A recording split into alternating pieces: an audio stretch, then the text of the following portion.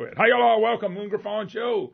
Right on the money, right on the time. We don't know about the money, but right on the time. Anyway, great to have you with us as we rock and roll. Already Thursday Eve. We jumped, Brandon. There is no hump day. I know. We're back with Good Friday for us. It's Thursday Eve. I love these short weeks, and it always feels like Wednesday just gets cut out. I wish Monday would get cut out. No, it's the best day to work. Are you crazy? You can't do that. I wish the Monday feeling would get cut out on these short weeks. You've been talking to Cornelius. Yeah. You cut Monday out. Unheard of. You got to have Monday. You need a Monday just so Fridays feel so good. Friday feels good enough without the Monday. I know, but just think about it. You need a Monday to go, the whole week I got to go do this. Man, I'm telling you, I've never gotten into that. That's why I always joke about Monday being the best day to work week. That's right. It's a joke. When I get up and get to going on a Monday, I just think, wow, I got a whole week to get something straight that I probably screwed up the whole weekend or last week. So anyway, that's just a different attitude, different take on it. All right, 844-766-6607. Hickson has a hotline. A lot of stuff out there today. Jeff Sadow, Pops Matthew blocked. Jeff Landry didn't beat him so many times in court for Edwards. You know, Edwards, just not the leader, folks. A nice guy, by the way. But, the governorship is not going anywhere. It hadn't gone anywhere. All it is has been about taxes and LGBT, taxes and LGBT, taxes and LGBT. That's it.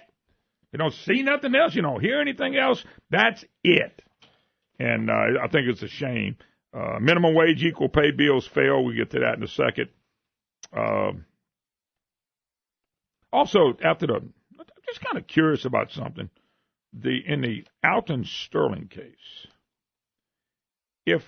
and I'm curious, and I know you can basically fire somebody for any basic reason. The officer is expecting to be fired now by the Baton Rouge Police Department. Okay?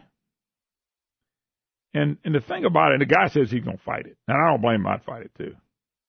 They conducted an internal affair investigation into the 2016 shooting. Now, Jeff Landry yesterday, the Attorney General, announced that they're not following any charges. These people acted in the way they were supposed to act. I think the federal government jumped in. They said there's nothing there.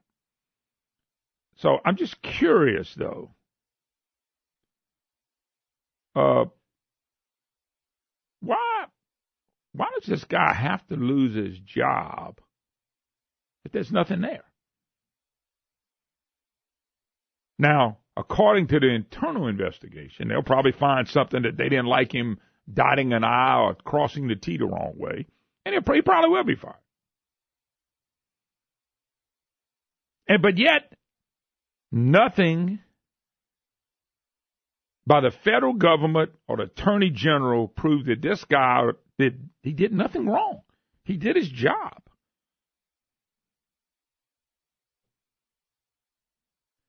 Mayor Sharon Westenbroom, liberal, supports the chief's plan. It says releasing their findings and key evidence in the case will allow us for transparency in some cases, closure in the case.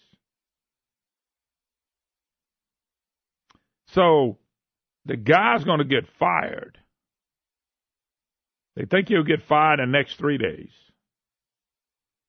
You can always say you fired somebody because they didn't do a certain job, but everybody knows only a fool would think he's getting fired for anything other than he did his job, and unfortunately somebody's dead. You hear about all the drugs the guy was on and all that stuff, and that's all I'm saying. Why should he be fired for doing his job?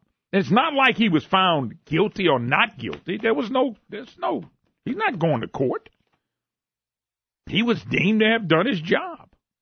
You know, I'm doing what I'm doing for a living the last 25 years. I've had an opportunity to talk to a lot of people in law enforcement, state troopers, sheriff's department, sheriffs, policemen, whatever. And, man, they've been on this program. We've had them call here, Brandon, a retired policeman. And you're not taught to shoot somebody in the leg to get them off you like we saw in the old Western days, Brandon. This is not the Western days. They don't train officers to do that. If you think your life's in trouble, you can take their life, rightfully so. So people that start saying, well, what they ought to try to do is take, and all that sounds good, but till you've been there and done that,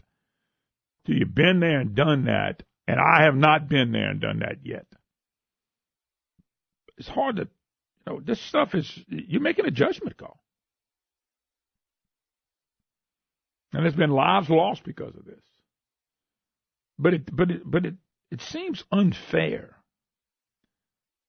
that if the top law enforcement at the federal government, the top law enforcement at the state level says that you did everything by the book and you did everything that was right, why should you lose your job? I could say if he got found guilty. So this internal investigation, you got a black mayor, you got a black police chief. This internal investigation is that we're going to get you anyway. You're going to lose your job. And if he loses his job here, who hires him? You know what I'm saying? I mean, it's going to make it look like a guy's guilty, and he's not only not guilty, he's not even going to trial. And he's not going to trial because there's nothing that'll bring him up and hook him up. I don't know the person. I'm not even mentioning their names. I just see this every now and then. I go, trying to figure out how is it fair to a person who did their job, and yet after doing their job, they're going to get fired for a reason that won't have anything to do with what they tried to get them on, but they'll come up with a reason just to get rid of them. Let me tell you something, law enforcement people, that's a special position for special people. I don't want to hear about, we got some bad ones out there. I mean, you got bad and everything. The percentage of people that work in law enforcement do their jobs and hope and pray to God they can get home to their family.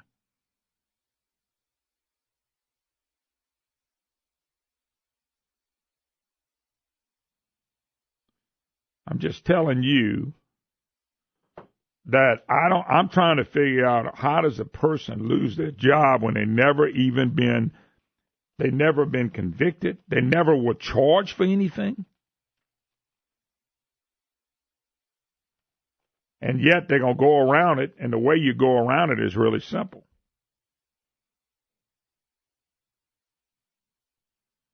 You go around it by just coming up with something else that they did and say, well, you're fired. And by the way, when they do this, and they're going to do it, and the guy's going to have a right to appeal it. They got a right to appeal it, no doubt.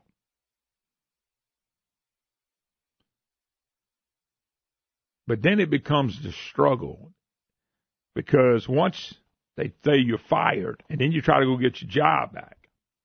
And I don't know what let me just say this, I don't know what the morale is there. I would think it's probably tough. I just can't believe somebody's going to lose their job, and they never were charged for anything. They never were convicted for anything. So we go grab something else by doing an internal audit and saying, well, y'all didn't do. Watch, they'll come out with 27 things they hadn't done, which they can probably find on everybody else too. And that's to me very frustrating. I look at that and go, I do not know the officer or officers that were involved. I didn't know Mr. Sterling. I didn't know them. It just seems odd that you're going to lose your job for what? You're losing your job because you did your job? Hey, Brandon, you did a great job for the program today. You're fired. Why? Well, because you did such a great job. Get your butt out of here. Here's your last check.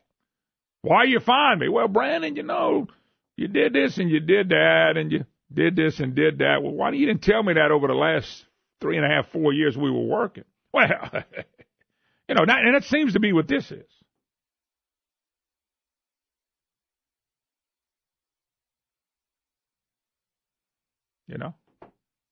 He shot a convicted felon who was high on drugs.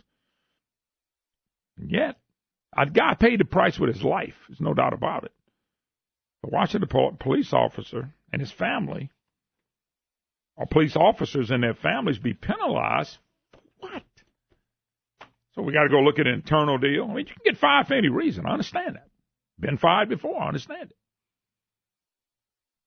But I understand that part of it, but in this case, all you're doing is we had 2 investigations. There were no charges. Both of them came up with the same answer. And I got to lose my job and tell my family, and then they'll be blackballed in other departments for doing nothing wrong. If they had done something wrong, one of these, the federal state, would have found something to charge them with, and they're not. So internally, the mayor and the police chief is going to get involved and get rid of them. Like they were bad people.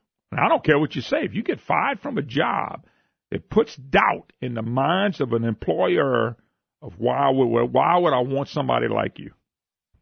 There's people fired from jobs that fall up. It's way better for them. And I hope if these guys are fired, I hope they fall into a job like they never dreamed of. Hope they make more money than God even knows how much to give them. I just, and I hadn't followed the case as much as a lot of people. I followed it vaguely. I just thought it was just odd. The guy's gonna get fired. They didn't go to court. They never had to go to court because they didn't do anything wrong. All right, 844-766-6607. Hickson has a hotline. It sounds like the politics of hate's getting ready to come into this.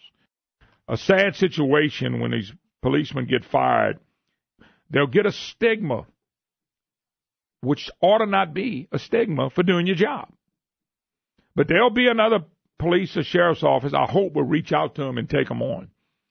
But there'll be some that say, man, I don't want nothing to do with that guy. I don't care if he didn't do anything or not, because you do have a bunch of people out there that wimp out. They don't give people second chances for some reason.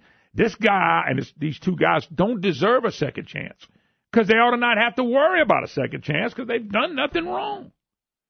If they had done something wrong, you remember Michael Brown, the lie of on my knees, hands in the air, don't shoot. Obama's Justice Department went after Wilson. They had all the money, all the lawyers. They had the courts. They had everything to go after Darren Wilson. And they found out there was nothing there. The hands on the ground, knees on the ground, hands up. There are people that believe that happened when it never happened. Obama administration would have lit Wilson up. They wanted to light him up, but you can't light up something that didn't happen. Mr. Wilson lost his job. I don't know where the man's at now. I know they raised a bunch of money. I hope the man's a multimillionaire and never have to work again. But he didn't do anything wrong. But he lost his job. He lost his reputation. And I remember the name because of what they did. Michael Brown, who was a thug, on dope, they raised him up as some kind of hero. But Michael Wilson lost his. When somebody can tell me that Darren Wilson, Michael Brown, he never did any of that stuff. Man, the Justice Department of Obama, they wanted to use Wilson as an example. There was nothing there. So Wilson walked free. I think he ended up getting a bunch of money from people that gave him money because he didn't have a job. If they did something wrong, I hope the Justice Department and Jeff Landry and them, if they had really done something wrong, they ought to get them. They ought to go get them. But if they did nothing wrong, why should they lose their job and reputation and name and everything else? I'm just trying to figure that out. A hate crime is when one person does something to somebody else and shoots them and kills them for whatever reason. By the way, that's hate to do it. It don't matter if it's race, sex, whatever. That's hate. I think a hate crime is an abortion, too, but that's legal. William in Shreveport. How you doing, William? Good morning, Moon. How you doing? Doing fine, sir. Good to hear from you. Man, it's a pleasure to be on your show. Well, I want to say something to some of your listeners out there in case you have some black listeners.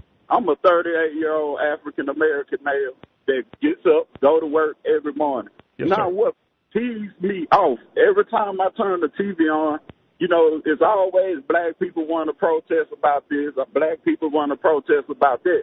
Well, black people, if you listen, how about thinking about the position these people put themselves in to get shot? If somebody's breaking in your car and the police get called on you, then you want to tussle with the police. What you think's going to happen? If the police tell you to be still, get your hands up, put your hands up, get your ticket, and go on about your business. You know, my mama taught me, you know, when the police come, you know, say yes, sir, yes, ma'am. Do what you got to do and get your ticket and go on about your business. You know, Moon, it makes me mad, man. You know, black people, we bring this stuff on ourselves and then get mad when the consequences happen. Yeah, but don't you? Let me ask you a question, William. Let's forget the black-white thing right now. Don't you think that no matter who you are, if you do what you just said, you know, you don't do when the police come and something's going on, that you're going to get in trouble some kind of way, something's going to happen? It doesn't really become a race issue with me. It becomes an individual case. Every case is different. Every case is an individual case. They look at white and black and all that stuff to start race problems. But every case is individual case. Alton Sterling is an individual case. Stuff that you've seen and you watched through the years, you're talking about people protesting. I don't understand all that either. But every case that Michael Brown did not go on his knees, put his hands up and say, don't shoot, and the guy shot him in the back of the head. There was no evidence of that, no proof of that. And if it would have, Darren Wilson, if he really did that officer should be in jail right now for the rest of his life. But even the Obama administration couldn't prove that. And so that's what bothers me. We got policemen that are going to lose their jobs in Baton Rouge for the reason that it never happened, but they're going to lose it because of that, and they're going to say it was something else. And that's I don't care if the officer was black. The officers were black and the guy was white.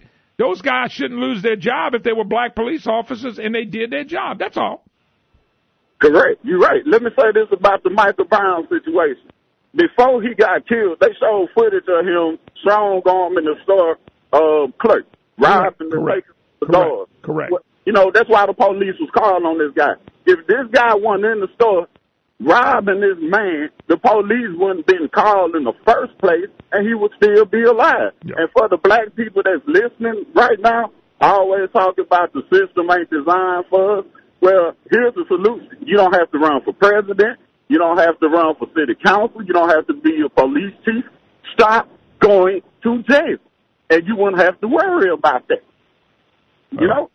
Yeah, but that goes. You just gave a lesson for everybody, black and white both. Oh yeah, you know, I know it's a lesson for everybody, but I'm black, so I'm just talking to the black people. You know. Yeah, I understand. And it's wrong, man. We need to stop being so stupid and be civil. You know, stop putting ourselves in these predicaments, and then when somebody get killed, we ready to protest. I mean, come on, man. Yeah. But thank you, Moon, for, letting me say that, man. You have a good day. Hey, William, God bless. Thanks for the call. 38-year-old young man. Great to hear from you. All right, Gus. What's up, Gus? Hey, Moon, how you doing? Pretty good, man. I didn't throw you under the bus this week about tops, so don't even worry about it. Good. Yeah, everybody's blowing me up. Hey, what's going on with tops? You and Moon.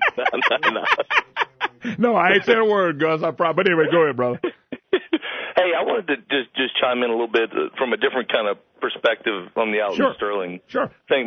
The first thing that I think, being a business person, being somebody who's in charge of people, is, look, we all screw up. People screw up. But my question is, okay, now that we've had a chance to cool off and cool our emotions make for horrible decision making, and unfortunately that's how we make most of our policy in this country and in this state is based on emotion. Mm-hmm. But if we remove emotion from it, what should we have done differently? If this is a teaching experience, or a teachable moment, what should have happened differently in this scenario? And I'm going to run down my understanding of it because I actually did read the AG's report. And my understanding, and this may not be 100% accurate, but my understanding is, the police were called, first of all, and police go where they're called. They don't just drive around randomly looking, to mess with people, generally speaking. So the police were called because of threats. They gave several verbal warnings. They ultimately had to draw their weapons, and they hand wrestled. They tased the guy, wrestled some more verbal warnings. Yep. They tried to tase him again. They wrestled with him again. Somebody felt a gun, more wrestling, more verbal warnings, and then he was shot. I think that's let me tell you what, that's tremendous restraint from where I am. Now, granted, they're police officers. They should have tremendous restraint. But if this was my personal situation or somebody was accosting my child or loved one, I would not have shown this much restraint. I'll be honest with you. Yeah. And I'm not saying that makes them heroes, but to say that they somehow did something wrong in this moment, in this situation, the facts as I perceive them have not borne that out one iota. And look, the federal government and the state government found the same thing. Yeah. Well, that's what I'm saying is, and then they're going to lose their jobs. They didn't go to court. And it's like they found them not guilty. They said there's nothing there. The federal government basically said it.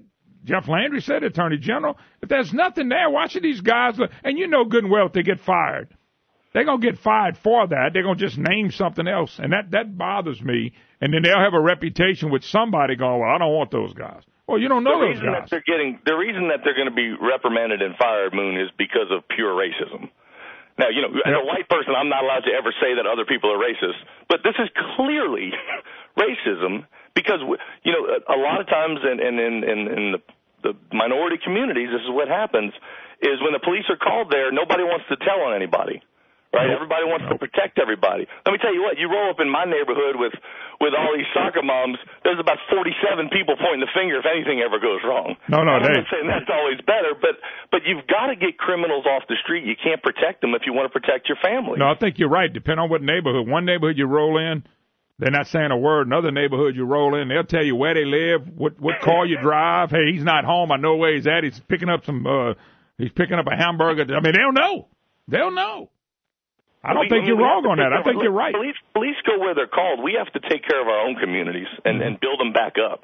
Yep, no doubt about it. All right, Gus, thanks, man. Thank you, Moon. All right, bud, good luck to you. All right, quick break, more to come. You're listening to the Moon Griffon Show, your opportunity to be a voice. Take a break, be right back. First South Farm Credit. We love First South Farm Credit, and they want to help you, especially if you're looking for land. Brett Munson joins me. Brett, how you doing, man? Moon, I'm good. How are you today? Man, I am doing superb. Now, you in Monroe? I am in Monroe, sitting here watching it cloud up, fixing to dump some water on us. Yeah, boy, I tell you what, it was almost depressing. I read about 5 inches. I hope you miss it by 4. I hope we do, too. I've heard a bunch of different things, and I'm hoping for the lighter side of it like everybody else. Yeah, and I tell you what, y'all don't need any more. Neither North Louisiana's been hit pretty hard from Shreveport to y'all. It's been hit pretty hard. I'm hoping, pray for y'all, man. I got a lot of friends and family members there, and I know y'all hoping for the best.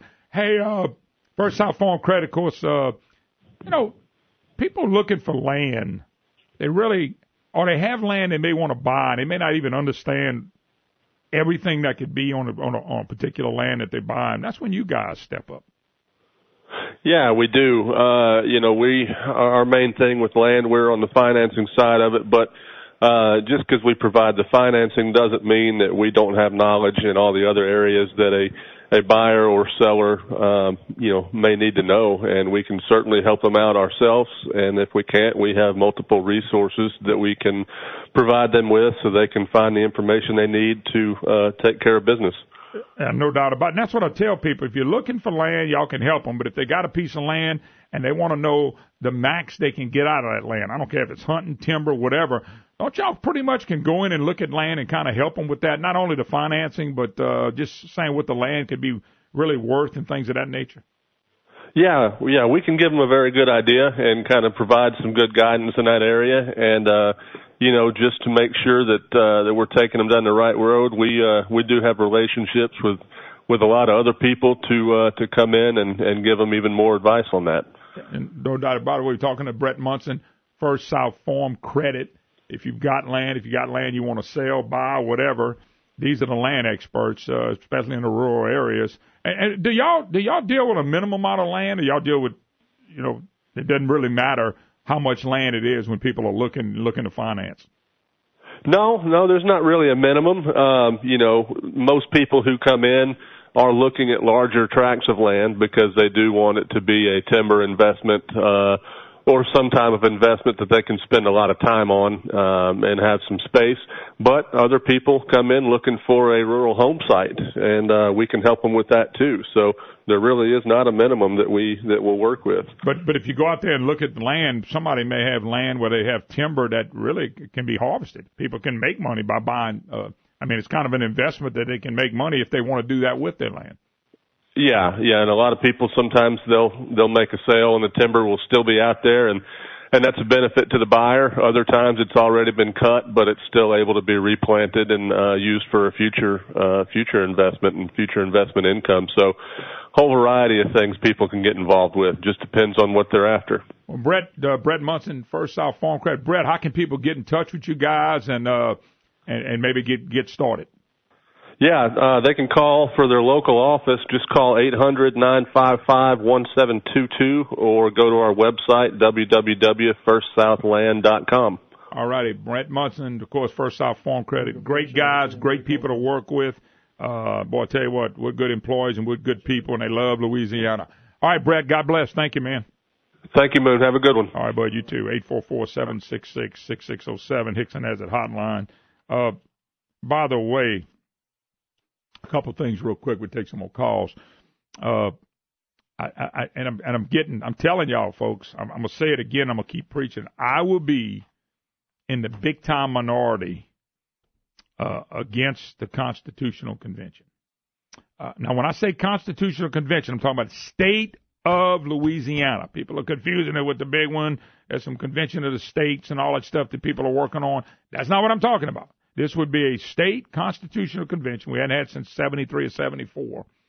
C.B. Ferguson was in on the first one. It's been amended 189 times. And my belief of what's going to happen, I think I'll be right on the money. And I'm going to be in the minority for a long time. But if they have it, I'm telling y'all, if they have this convention, and I am in every time I run, hey, man, I disagree with you there, this Constitutional Convention, we got to change this and change that. We've been changing things since the thing was adopted. The goal is to get to where we can vote for taxes with a majority vote. The goal will be government financing. There will be some big business stuff in there that'll be for them. It's not going to be what's best for the people. And I'm telling you another thing. The delegates, who's there, will matter. I saw one bill they're trying to pass. Brandon, they'll have 105. Of course, we got 105 representatives that cover every inch of the land in the state of Louisiana. They'll have 105 that you will have to run and win in those deals. Now, a representative wants to run, he'll be able to run, and he'll have the advantage. Or there'll be the voter turnout on this will probably be pretty small, depending on when they have it. If they run it when it's a time when it's really small turnout, they're basically telling you they don't want people involved in this. Number two, on the same bill, they would appoint 30-something, 37 or something like that, 38 members. And those appointments are going to come from the governor and the Speaker of the House and the Senate President and all that kind of stuff. And it's going to be the same names. Same names who stood by and watched this state dwindle. The same names that been big shots like Alario and the Fee Thompson, you know what I'm saying? And Jay Darden, who's been around 30 years, and they think he's some kind of gift from God to state government, and he's not. He's a liberal's liberal. Those would be the guys running the show. The appointed ones would be more important than the ones that were elected. The only saving grace on this is you and me will get to vote it up and down. But that's when the big shots will put up the money to make it happen. If you look at our Constitution and you look at the amendments, the 189 amendments, it's safe to say most of those were voted in by people that didn't even know what they were voting for. Don't get mad at me. I've done it too. Then I learned vote against amendments if you don't understand them because you're going to put it in the Constitution. I just know where this is headed at, and it bothers me. And it bothers me for all the reasons I've been explaining. I can go debate anybody on why not to have one. I know this. C.B. Ferguson told me many times through the years, we just don't need a constitutional convention. The screw-ups were made by elected officials for what they did to the Constitution. It could all be fixed the same way.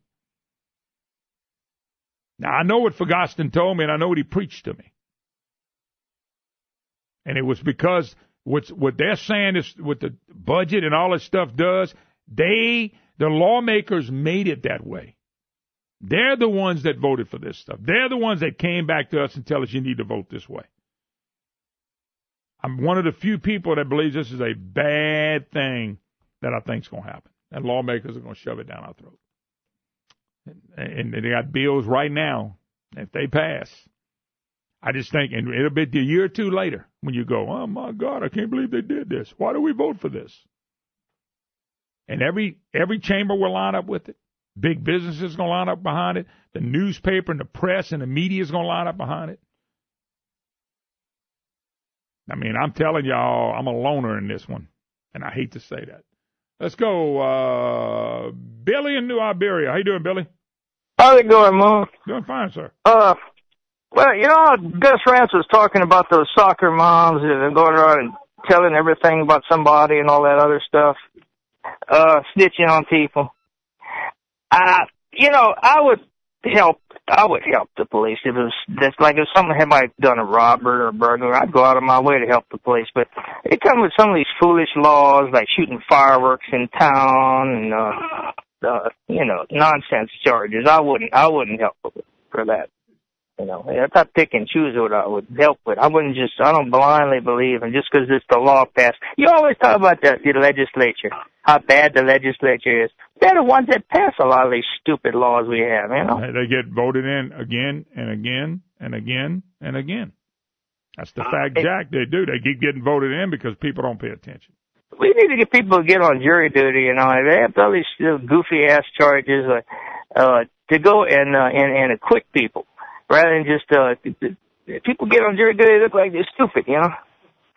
Well, you know what I mean? all I'm saying is sometimes we, and I include myself, are not the brightest people in the world, and that don't help us none. I promise you. Anyway, I got to go. Thanks for the call. By the way, somebody just wrote, the officers were responding to a call on the Sterling deal of a man threatening another man with a gun. Sterling fit the description of the suspect on the call. When officers approached him, they wanted to check him for weapons since the suspect reportedly had a gun. Sterling refused to comply with the verbal instructions. When officers began to take action to force him to comply, Sterling resisted violently, and the rest is history. The crime Sterling had probably committed was to threaten another man with a gun. The responding officer was investigating that crime. And it makes sense. I know this. They can shoot somebody, Brandon. They don't have to have a gun on them. I don't have a problem with that. We'll take a break. Be right back.